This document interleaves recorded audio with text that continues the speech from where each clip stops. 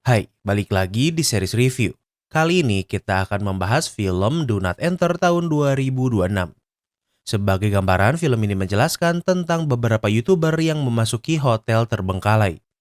Mereka ingin viral namun yang mereka temukan adalah sesuatu yang fatal. Apa yang sebenarnya terjadi? Tanpa berlama-lama, mari kita bahas. Di awal film ini, kita akan melihat perempuan bernama Diane yang sedang live stream di Instagramnya. Diane adalah member sebuah grup bernama Creepers. Grup ini terdiri dari 5 anggota. Pria ini bernama Rick yang merupakan pimpinan grup. Pria kulit hitam ini bernama Vernon dan ia adalah fotografer. Wanita ini bernama Cora dan ia sangat atletis dan sering menyelinap ke tempat kecil. Di video terbaru mereka akan pergi ke terowongan bawah tanah di jalur kereta bawah tanah. Dengan pakaian petugas, mereka bisa membawa sebuah tong besar ke dalam kereta tanpa masalah. Di dalam tong ini ada pria bernama Jedi yang merupakan member terakhir. Di tong sampah ini disimpan barang-barang mereka. Kemudian mereka membuka paksa pintu kereta yang masih berjalan kemudian menahannya. Saat tujuannya sampai, mereka melompat dari kereta yang berjalan. Tentunya ini sangat berbahaya namun mereka bisa melakukannya tanpa masalah. Mereka menemukan sebuah gerbang namun dikunci.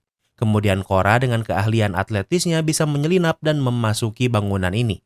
Walau sekarang sudah lama ditinggalkan, namun tempat ini dipenuhi dengan grafiti. We document as much as we can and then we get out. Look, but most importantly, Don't touch. Mereka memiliki prinsip untuk memasuki tempat-tempat yang dilarang namun hanya untuk mendokumentasikannya tanpa menyentuh apapun. Di sana ada grafiti buatan orang terkenal dari tahun 80-an. Vernon yang bertugas mendokumentasikannya mulai memoto banyak grafiti. Namun Jedi memiliki ide lain. Grafiti ini adalah gambar berharga sehingga ia ingin mencongkel sebagian temboknya. get your shit and go, you're gone. This is not what we do. Tentunya ini melanggar prinsip mereka sehingga Rick menghentikannya. Mereka berkelahi sebelum akhirnya dipisahkan. Rick sudah muak dengan Jedi sehingga Jedi dikeluarkan dari Creepers. Waktu berlalu mereka sudah kembali ke rumah dengan selamat. Mereka sudah upload video terbaru mereka namun hasilnya mengecewakan. Dengan semua effort yang dilakukan namun video mereka hanya ditonton 82 kali. Mereka ingin menjadi konten kreator terkenal dan sekarang sedang bertemu jalan buntu. Namun Rick ternyata memiliki opsi lain. Dari pekerjaannya, Rick memiliki sebuah blueprint sistem perairan kota. Ada sebuah hotel terbengkalai bernama Paragon di dekat pantai. Ada legenda yang mengatakan kalau di Paragon adalah tempat seorang gangster lama terkenal yang kehilangan 300 juta dolar. Alright, apparently everyone that's gone looking for this money never been heard from again. Tak hanya itu, orang-orang yang mengincar uang ini di hotel juga menghilang begitu saja. Rick ingin menjadikan Paragon sebagai tujuan terbaru mereka. Walau mereka ke hotel untuk mencari uang, namun Rick masih berpikir untuk tidak membawa apapun dan hanya ingin mendokumentasikannya. Namun Rick mengingatkan mereka harus pergi sebagai tim dan tidak egois. Ingat, di misi sebelumnya Diane melakukan live IG dan Rick tidak ingin Diane melakukannya lagi. Ternyata Rick dan Diane adalah pasangan kekasih. Diane menunjukkan kalau ia mewarnai rambutnya namun Rick tidak terlalu terkejut dan membuat Diane bad mood. Di saat yang sama, Diane menerima sebuah notif. Ini adalah link video YouTube grup bernama Scavenger. Ternyata jadi bergabung dengan mereka dan menghina Creepers. Grup ini berisi orang-orang ekstrim yang lumayan cocok dengan Jedi. Namun tanpa diketahui yang lain, Diane memberi komen kalau mereka akan mengeksplor Hotel Paragon. Waktu berlalu di sebuah objek wisata pantai yang sudah terbengkalai. Rick dan yang lainnya sedang menunggu Diane di sebuah motel. Mereka tinggal menunggu Diane dan akan langsung pergi. Tak lama kemudian ada yang datang, namun ia bukan Diane. Pria ini bernama Frank dan ia berasal dari sebuah media yang ingin meliput berita tentang Creepers. Frank tahu lokasi mereka karena Frank sudah menghubungi Cora sebelumnya.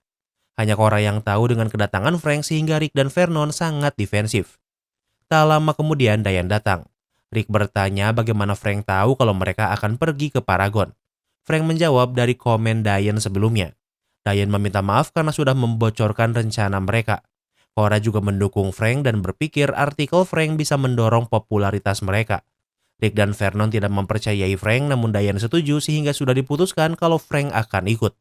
Awalnya mereka akan pergi menggunakan mobil van mereka.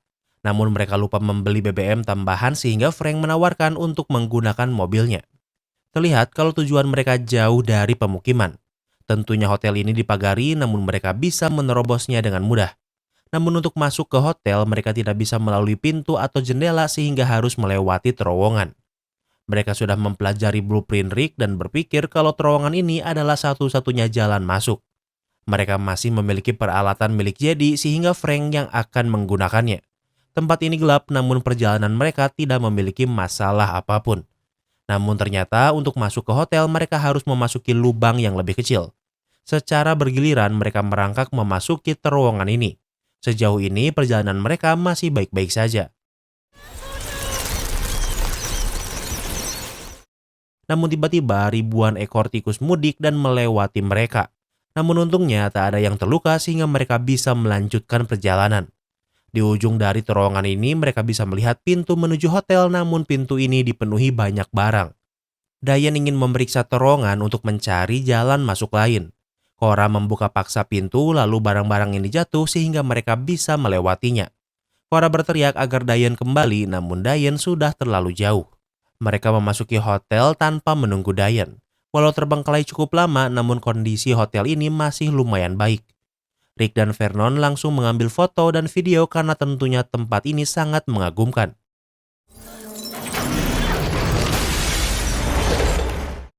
Saat Rick berteriak, ada burung yang terbang sehingga lampu jatuh namun untungnya tidak ada yang terluka. Sementara itu, Dayan berhasil menemukan jalan lain untuk masuk ke hotel. Walau sempat dilarang Rick, namun Dayan masih melakukan live IG. Walau sendirian, namun Dayan tidak takut. Ia melihat-lihat ruangan hotel dan menemukan sebuah aula dengan piano di tengah-tengahnya. Di saat yang sama, Rick menelepon namun Dayan merejeknya dan juga menghentikan live streamnya. Dayan mendengar suara lumayan keras yang ia pikir mungkin adalah tikus. Dayan berlari untuk bergabung dengan teman-temannya.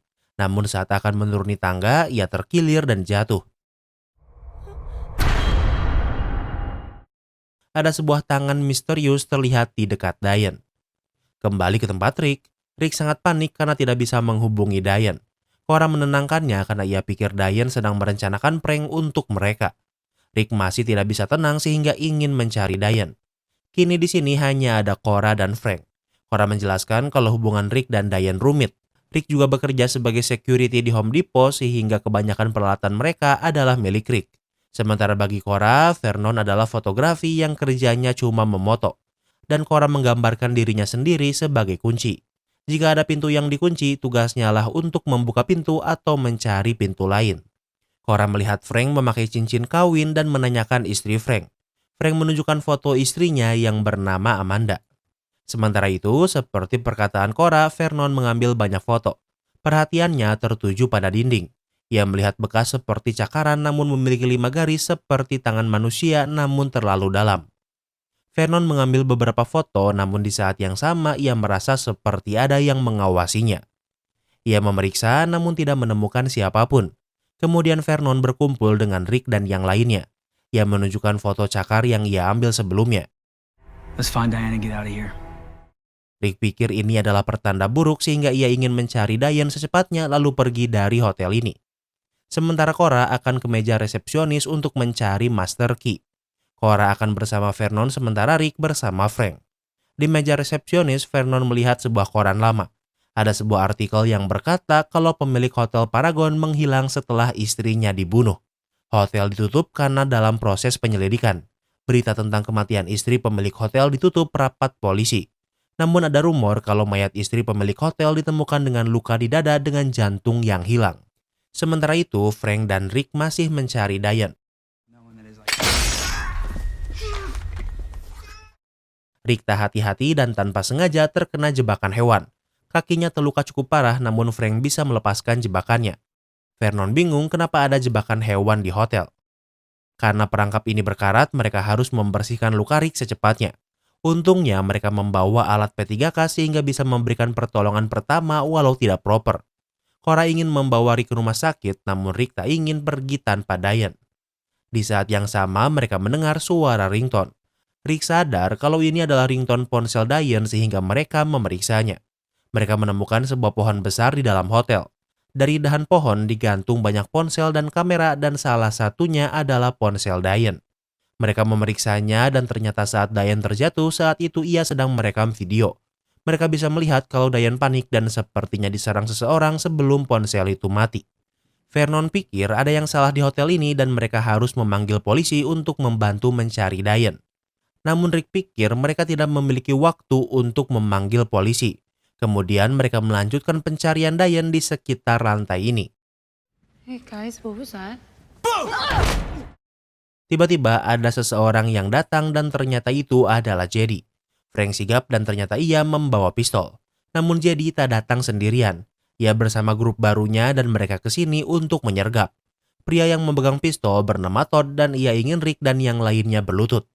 Rick pikir orang yang menyerang Diane adalah Todd, namun Todd membantahnya walau tentu Rick tidak mempercayainya. Selain Todd dan Jedi, ada juga pria lain bernama Mac. Todd tidak peduli dengan menjadi viral karena yang ia inginkan adalah uang. Ia pikir Rick dan kawan-kawan sudah menemukan harta karun $300 juta namun mereka membantahnya.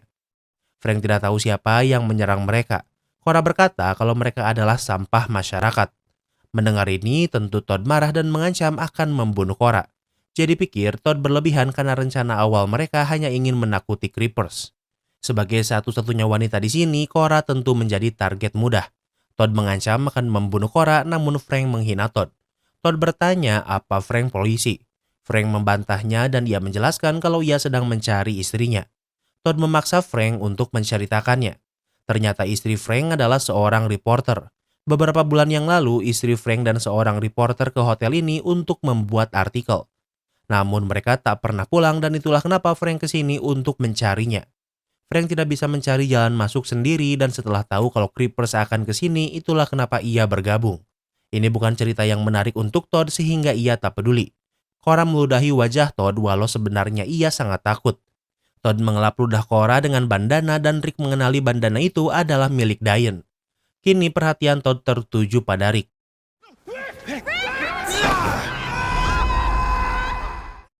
Todd psikopat melempar Rick dari lantai atas sampai ia jatuh ke lubang lantai hotel.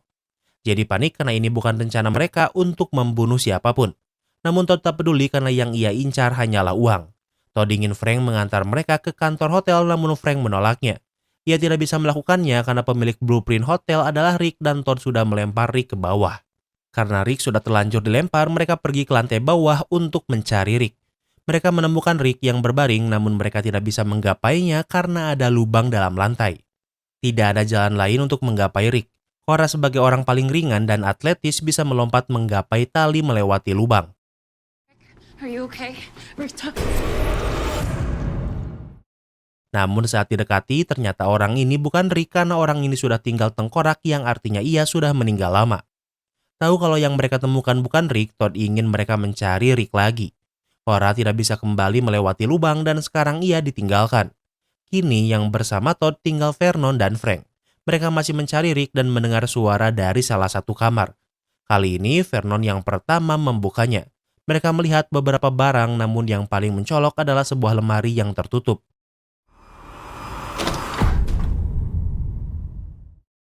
Mac memberanikan diri membuka lemari itu namun isinya hanya pakaian. Saat diperiksa lebih detail, tiba-tiba muncul seorang wanita. Frank mengenali wanita ini yang bernama Beth yang merupakan reporter yang datang ke hotel bersama istrinya. Tak lama kemudian mereka mendengar suara dari atas ruangan. Beth berkata kalau akan ada yang datang dan mereka semua akan mati. Todd berpikir cepat. Pertama, ia menutup gorden sehingga ruangan ini menjadi sangat gelap.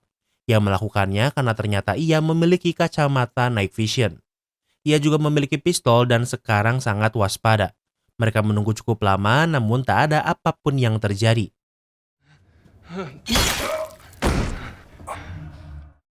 Saat mereka mulai lengah, terdengar kalau salah satu dari mereka diserang. Todd melihat kalau Jedi diserang dan di mulutnya ditusuk besi panjang. Todd melihat ada makhluk menyeramkan berwarna putih, kemudian ia dan Mac mulai menembak secara liar. Mereka melihat kalau makhluk itu pergi sehingga berhenti menembak. Namun ternyata Beth terkena tembakan tepat di dahinya sehingga ia meninggal. Mereka juga melihat kalau Jedi dibunuh dengan cara mulutnya ditusuk besi besar. Todd dan Mac pergi sehingga Vernon dan Frank sudah aman dari mereka. Di tempat lain ternyata selama ini Diane masih hidup. Saat Diane terbangun, ia berada di salah satu kamar mewah. Tempat ini dipenuhi lilin yang sepertinya dipakai untuk ritual satanisme. Di sini Diane sendirian namun ia juga tidak bisa keluar kamar. Sementara itu, Cora juga masih hidup. Setelah ditinggalkan sendirian, ia terus berjalan tanpa arah. Ia mendengar suara dari salah satu kamar dan memeriksanya. Tiba-tiba pintu kamar tertutup dengan sendirinya. Dari kolong kasur, Cora melihat Rick yang entah bagaimana masih hidup padahal sudah dilempar dari lantai atas. Mereka mendengar suara sehingga Cora bersembunyi di lemari sementara Rick bersembunyi di kolong kasur. Tak lama kemudian seseorang membuka pintu kamar. Muncul sepasang kaki putih kurus yang menakutkan. Sepertinya makhluk ini tahu kalau ada orang di sini dan sedang mencari mereka. Cora bisa mengintip dari sela-sela lemari kalau makhluk ini sedang mencarinya. Menilai dari kakinya, makhluk ini menyerupai manusia pucat yang tak terawat. Dan agar mudah diingat, panggil saja makhluk ini si pucat. Saat ini, si pucat berada tepat di depan Rick namun ia tak melakukan apapun. Kemudian ia mengalihkan perhatiannya pada lemari dan membukanya. Cora menyadarinya sehingga ia bersembunyi di bagian atas lemari. Si pucat belum menyadarinya namun Rick menyerangnya. Namun walau kurus, si pucat sangat kuat bahkan bisa mengangkat Rick dengan satu tangan. Cora memanfaatkannya untuk melarikan diri. Ia berhasil menggapai lift kemudian mengunci pintunya. Si pucat berhasil mengejar namun untungnya Cora berhasil mengunci lift dan turun dari lantai ini. Ia terus melarikan diri tanpa arah dan tak sengaja sampai di control room. Walau hotel ini gelap namun bukan berarti tidak ada listrik di sini. Di sana ada beberapa monitor sehingga bisa mengawasi beberapa tempat sekaligus. Di salah satu ruangan, Cora melihat seorang wanita duduk yang sepertinya dadanya bolong. Namun Cora juga menemukan Diane yang masih hidup yang sedang dikurung di salah satu kamar. Diane sudah menyerah untuk membuka pintu sehingga sekarang memilih untuk memeriksa ruangan ini. Ia menemukan sebuah buku yang menjelaskan tentang ritual yang dilakukan di sini. Sementara di ruang kontrol, Cora melihat banyak tab di berbagai tanggal. Ia memutar salah satu tab yang menunjukkan gambar pria dengan gambar tak jelas. Cora diberitahu via video sementara Diane dari buku dan yang mereka ketahui adalah hal yang sama. Pria ini adalah pemilik Hotel Paragon. Ia menemukan sebuah rahasia yang bisa membuatnya lebih dari sekedar manusia. Cora melihat kalau ternyata orang yang membunuh istri pemilik hotel justru adalah dirinya sendiri. Salah satu syarat ritual yang ia lakukan adalah untuk memakan jantung manusia. Setelah memakannya, pelaku akan memiliki kekuatan supernatural. Artinya, si pucat ini sebenarnya adalah pemilik hotel.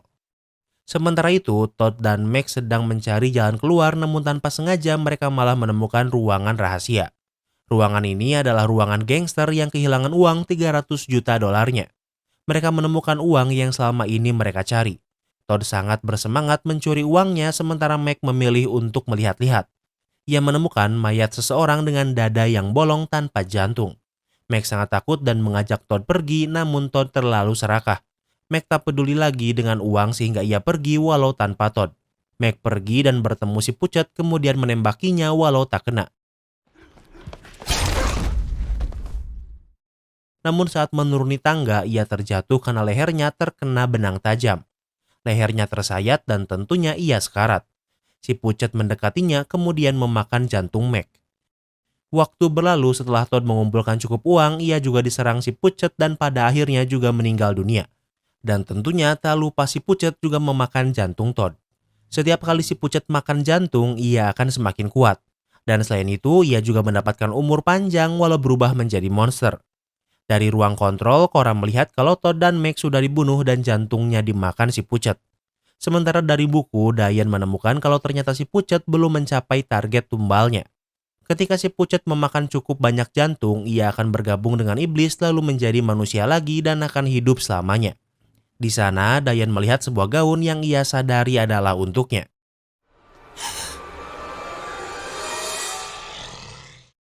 Tanpa disadari, ternyata si pucat sudah berada di belakangnya.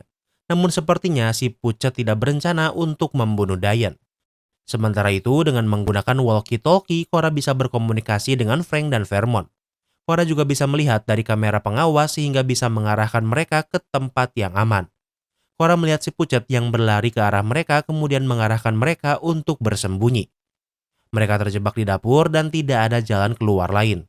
Kini mereka memiliki pisau untuk alat pertahanan diri. Namun di sana ada lift untuk barang yang bisa mereka gunakan untuk kabur. Masalahnya mesinnya mati sehingga mereka harus menariknya secara manual. Vermont akan naik lebih dulu agar bisa menggunakannya untuk sampai di lantai Cora. Setelah berusaha keras, Vermont berhasil sampai. Namun saat giliran Frank, si pucat sudah bisa mengejar dengan memanjat.